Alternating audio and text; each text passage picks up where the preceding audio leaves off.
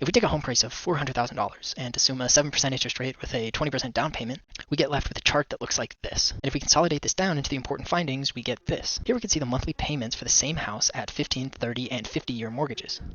Looking at this information alone, the 50-year mortgage looks much more attractive. It's $950 cheaper per month when compared to the 15-year mortgage and $203 cheaper when compared to the 30-year mortgage.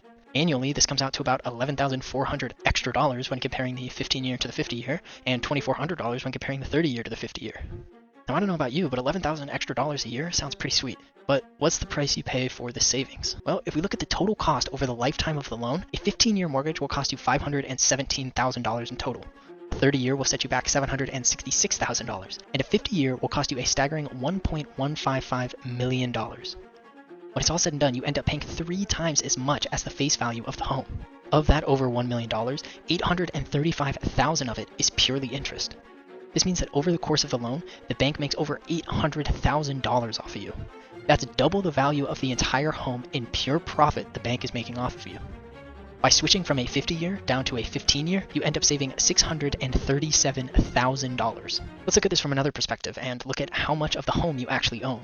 With a 50-year mortgage, after 10 years, including your down payment, you will have paid a total of $311,000. But you will only own 22.5% of your home, 20% of which came from the down payment. You will have only paid off 3.18% of the loan. Let's take another step back and look at this practically. The average first-time homebuyer in the US is now 40 years old. For the average person, you won't pay this loan off until you're 90. With an average life expectancy of 78 years old, you will die barely owning 50% of your home and still on the hook for over $300,000 in monthly payments. So, does the 50-year mortgage solve the housing crisis? Not really.